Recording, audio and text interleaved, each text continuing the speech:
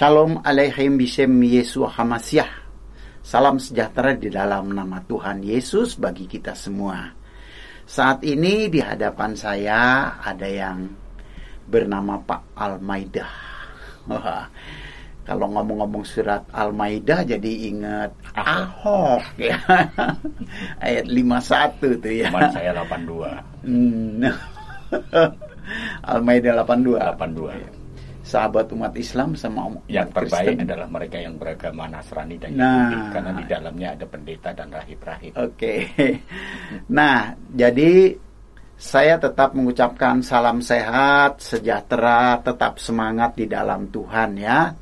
Tuhan yang menjadikan langit, bumi, laut segala isinya. Oke. Jadi sekarang saya akan minta Pak Al-Maidah ngucapin salam sama jemaat. Salam.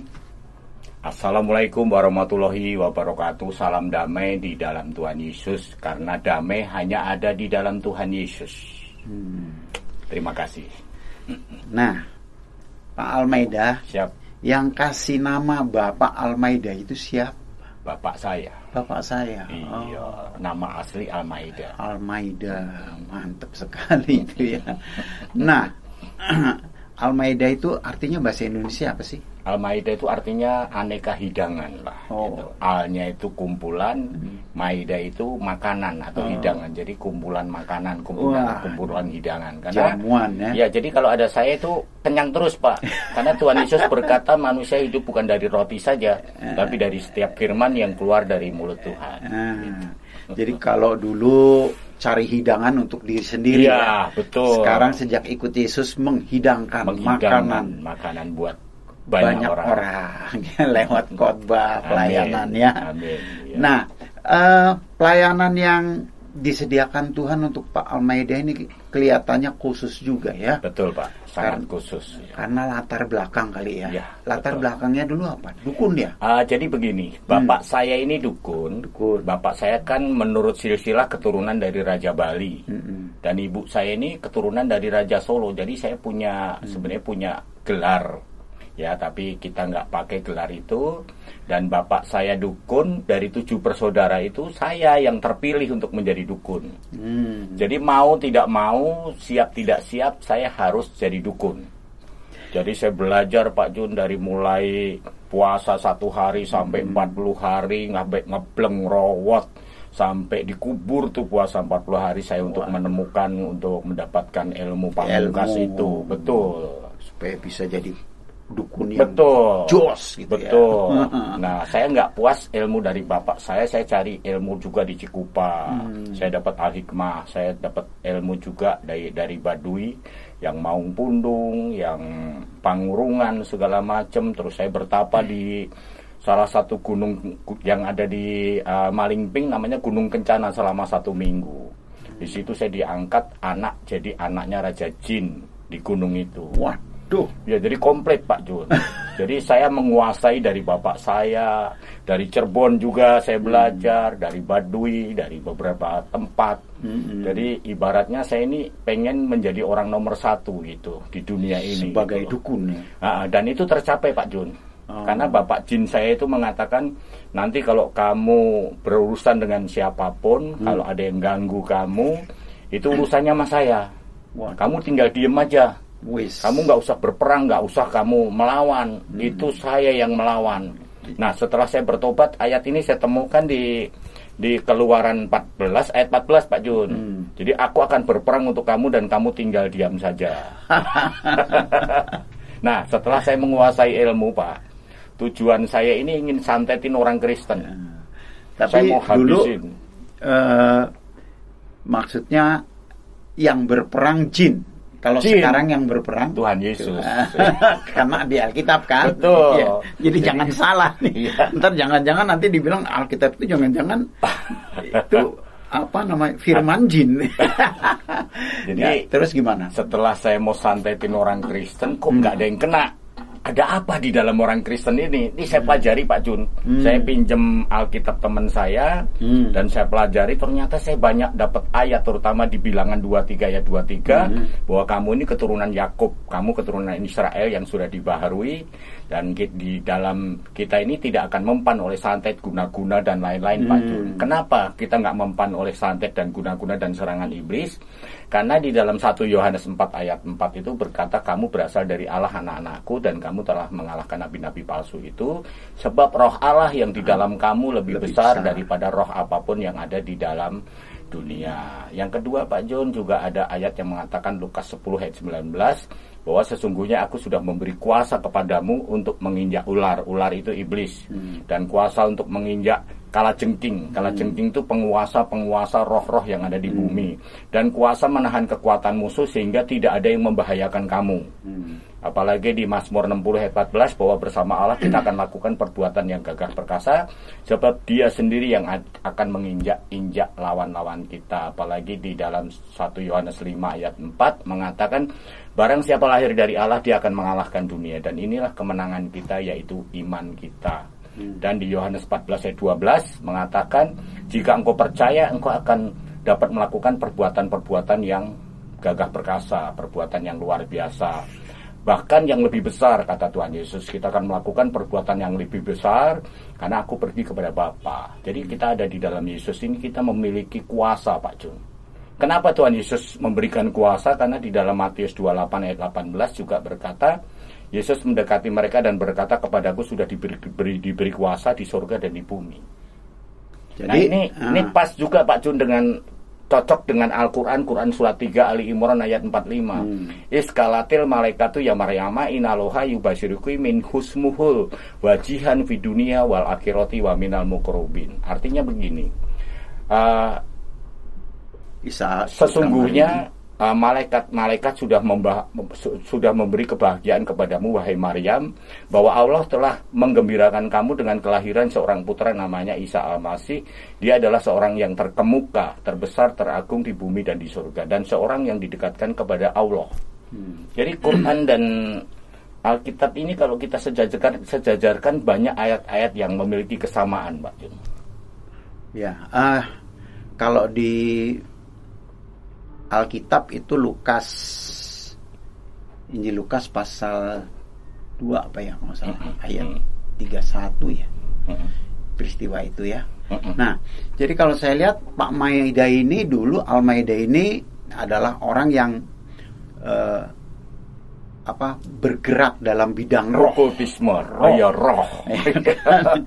Tapi setelah menjadi orang percaya, kita juga tetap hidup dalam roh. Betul, dong. Tapi perbedaannya roh apa dan roh apa, gitu kan? Kalau dulu kan kita tuh rohnya itu roh-roh yang ada di bumi, roh-roh jahat, roh-roh iblis, jin dan lain sebagainya. Kalau sekarang ini Roh Kudus.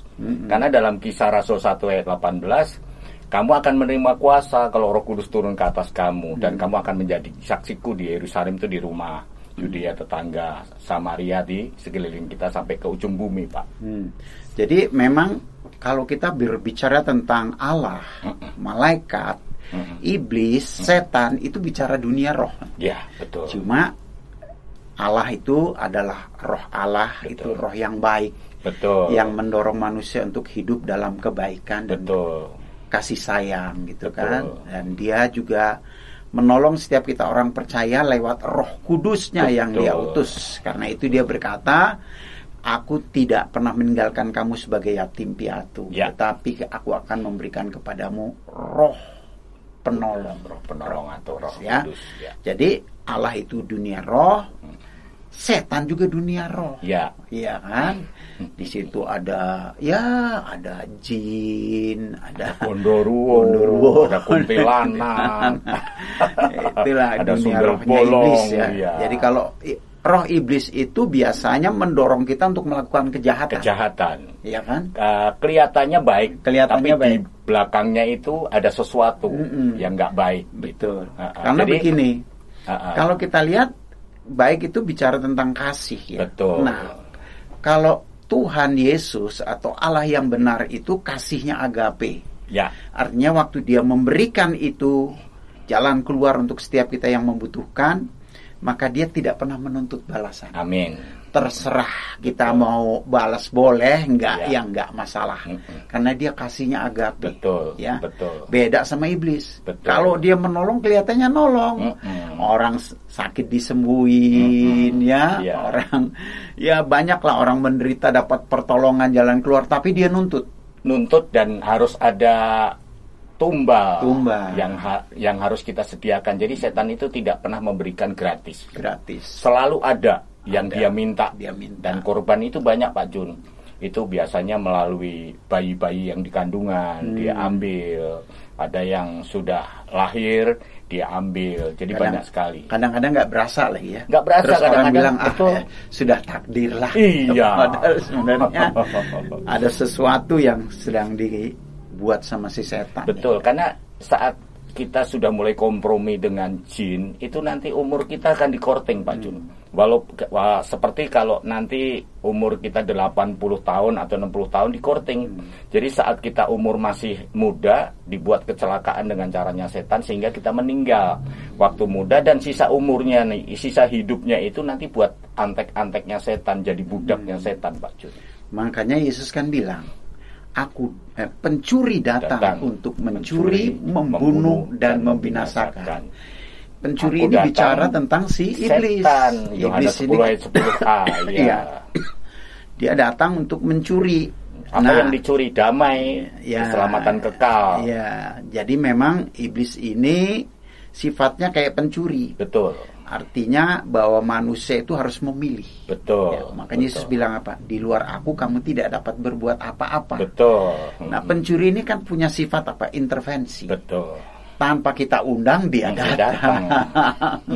Jadi kalau Tuhan ini memanggil kita ini menunggu kita mau dipanggil, tapi kalau iblis maksa. Iya, gitu, makanya merebut. dalam Wahyu 3 ayat 20 kan, lihatlah aku berdiri di muka pintu dan mengetok. Jadi dia sifatnya tidak intervensi. Kalau kita dengar ketukannya, artinya firman yang dia sampaikan kita terima dan kita mau percaya kepadanya, dia katakan, aku masuk bersama-sama dia dan makan bersama. Makan bersama-sama dia. Betul. Siapa sih yang nggak enak diajak makan?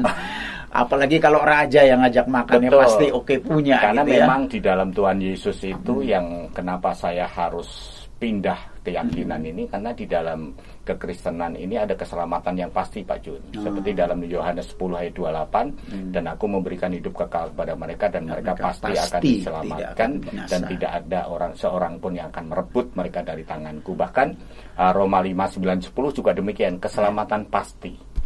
Nah, yang jadi pertanyaan nih Pak Almeida, gimana dulu pegangannya roh setan, terus sekarang berpindah kepada roh Allah? Pasti ada peristiwa. Ada. Jadi ceritanya gimana? Dulu saat saya praktek perdukunan tahun 80 tuh saya di Jakarta di Tanjung Duren. Tanjung Duren saya sudah praktek perdukunan.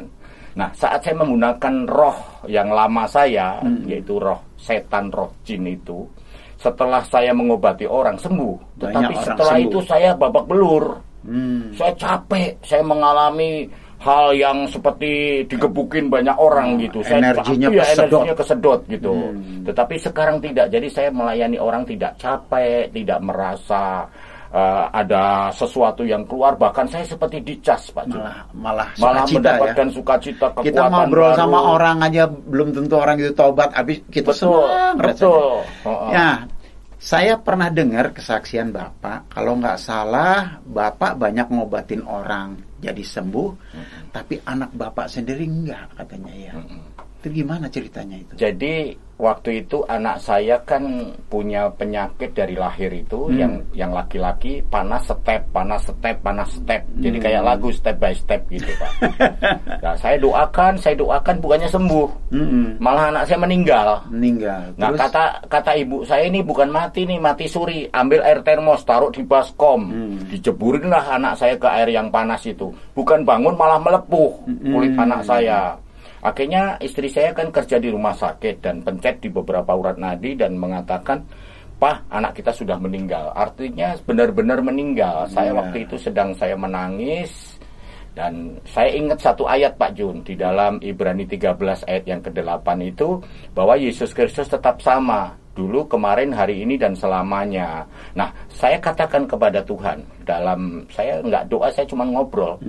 Kalau engkau benar Tuhan dan ini firman-Mu, engkau dulu bisa bangunkan Lazarus yang sudah 4 hari. Bahkan sudah dikubur, dan engkau panggil dan Lazarus keluar dari makam itu, dari kuburan itu. Nah, anak saya baru 4 jam. Kalau Lazarus sudah 4 hari.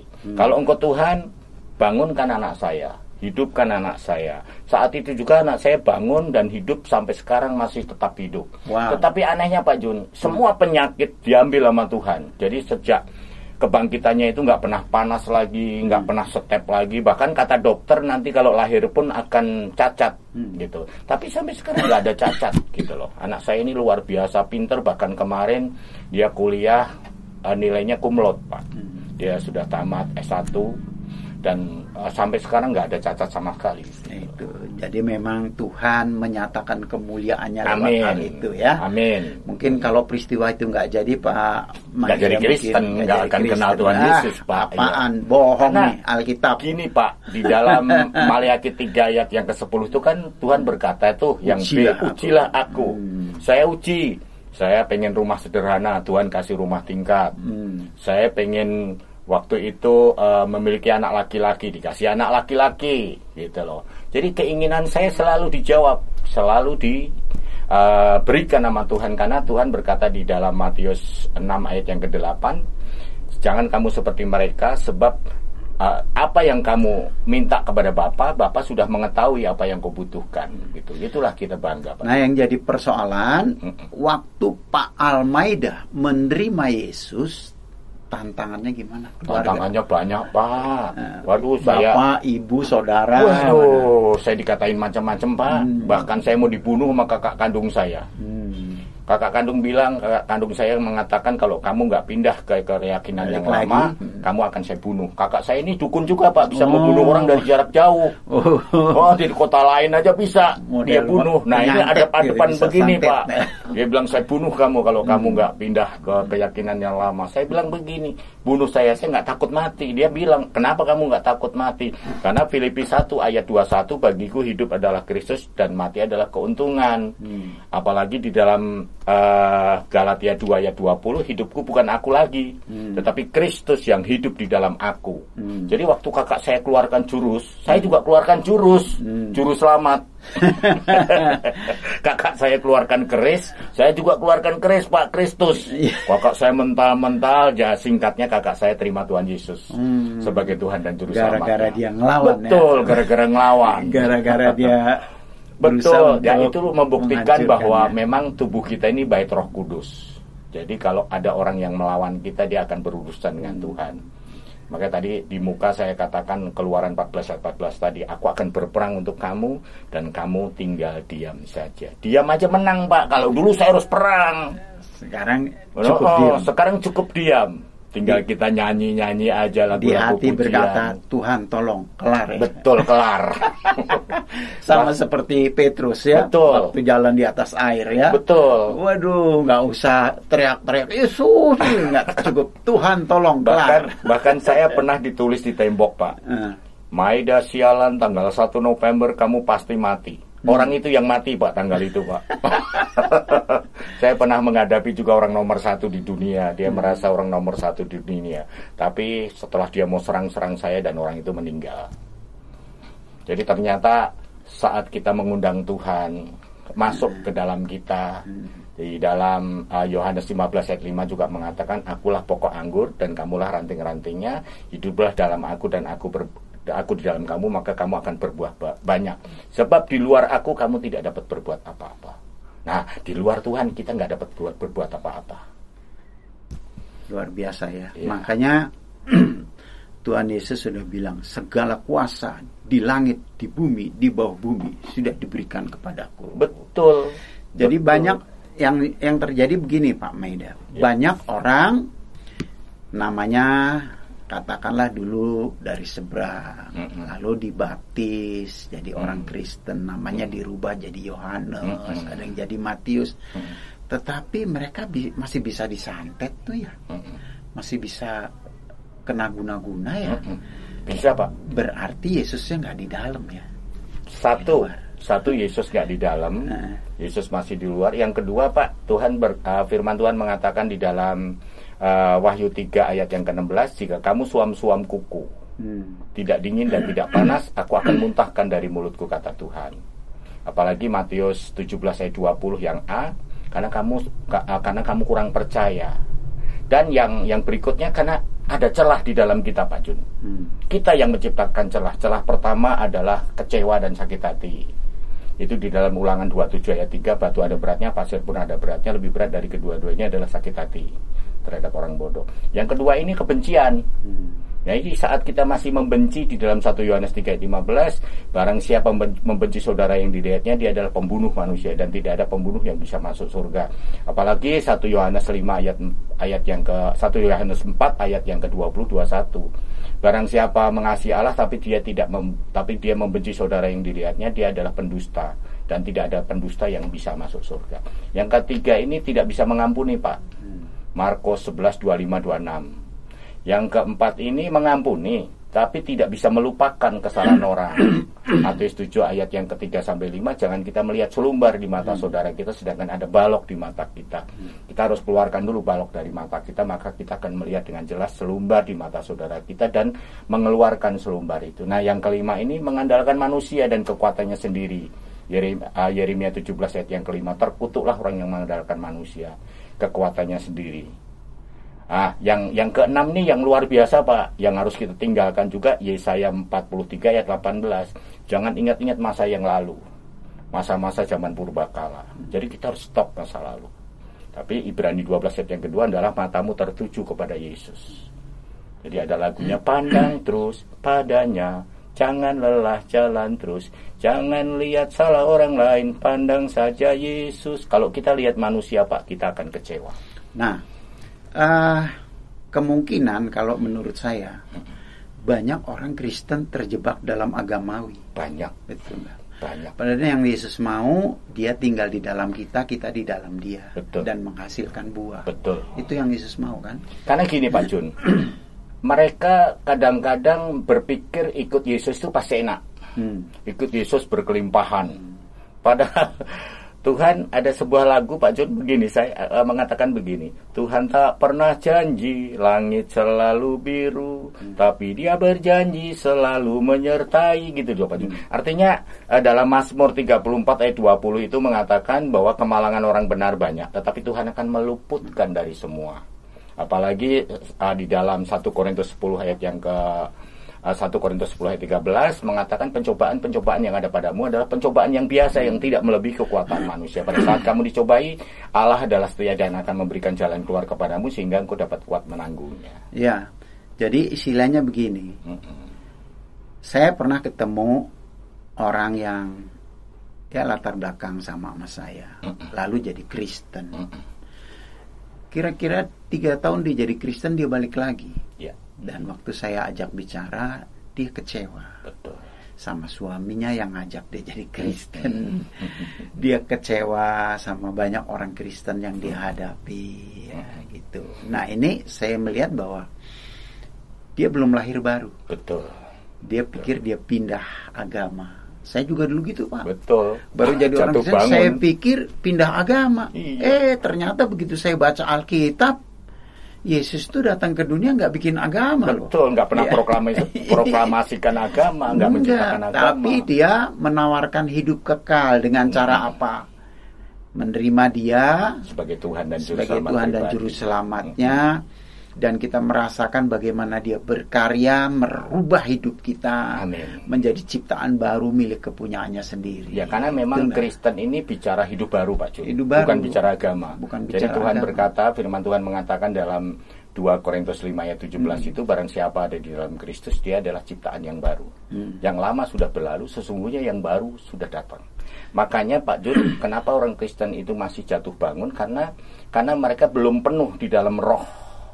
Belum mengalami kepenuhan seperti di dalam Efesus 5 ayat 18b, hendaklah kamu penuh dengan roh. Harus penuh. Nah, penuhnya ini baru akan memberkati orang lain, memberkati banyak orang.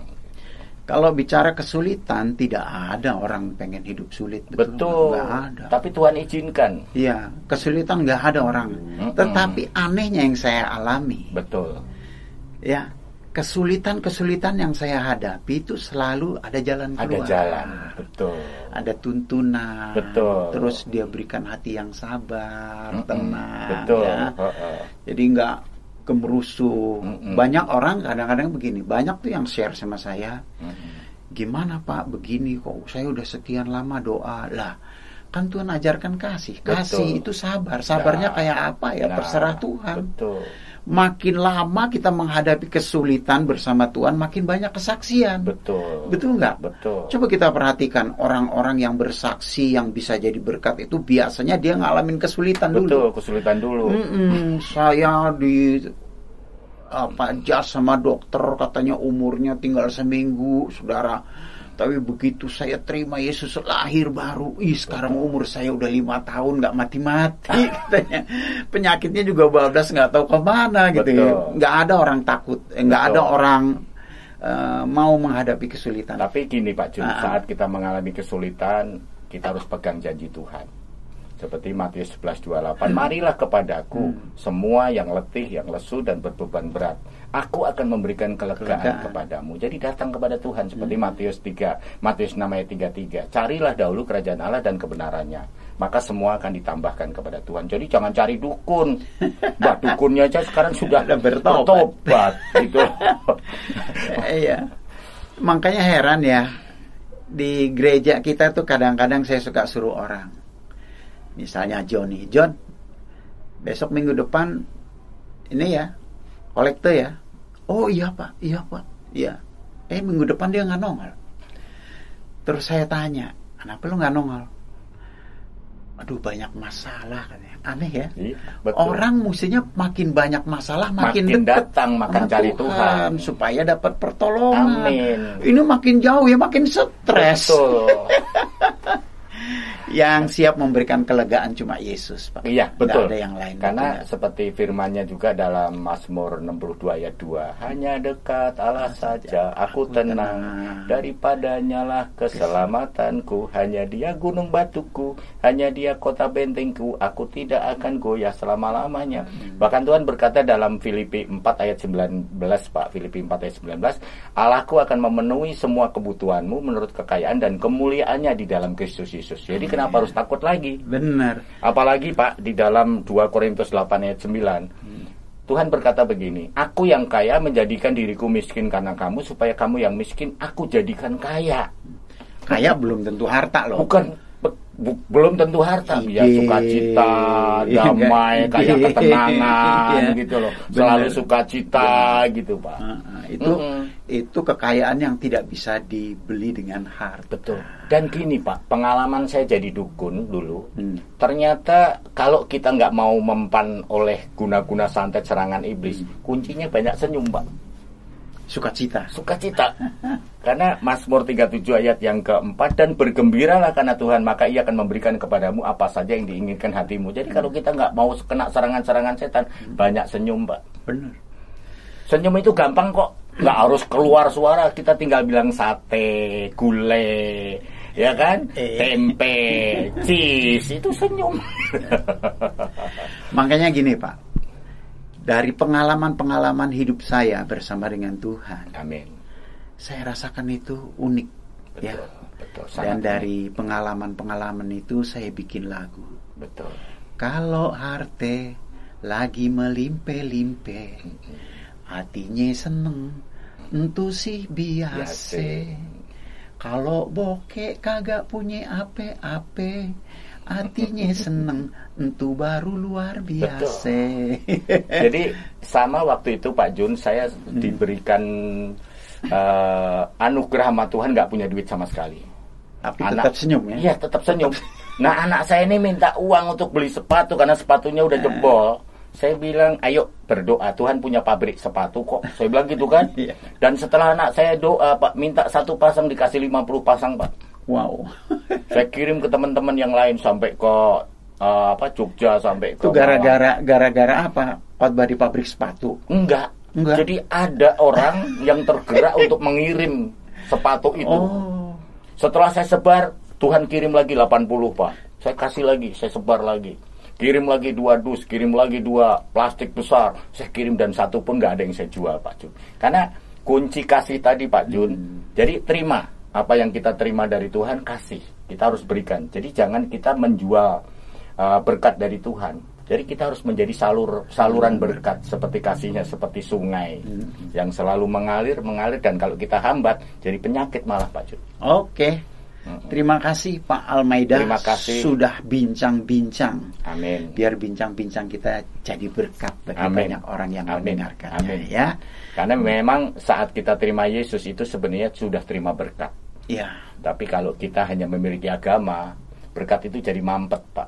Jadi kita memiliki Yesus, berkat itu yang mengejar kita. Berkat yang besar lagi ya. Luar biasa, berkat Pak. Surgawi, damai, ketenangan, betul yang gak? terutama keselamatan, Pak. Betul, keselamatan. Jadi Tuhan berkata dalam Roma 10 ayat 9 dan 10 itu, barang siapa mengaku dengan mulutnya bahwa Yesus Kristus adalah Tuhan dan dia percaya dengan segenap hatinya bahwa Allah telah membangkitkan dia dari antara orang mati, maka akan dia selamatkan. Bahkan Kisah Rasul 4 ayat 12, Pak. Di kolong langit ini tidak ada nama lain, Pak, yang olehnya kita beroleh keselamatan, hanya di dalam Tuhan Yesus. Amin. Kita boleh keselamatan. Artinya apa? Ya, kalau kita mau cari gula, pabrik gula, Pak.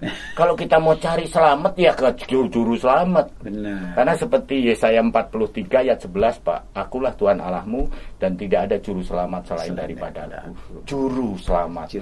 Orang kalau buka restoran, cari juru masak. Ke rumah sakit yang ngerawat kita, juru rawat. Kita mau bikin taman, cari juru taman. Nah, kita mau selamat, ya cari juru selamat, Pak Jun. Nah, juru selamat itu hanya Yesus. Amin. Gitu loh.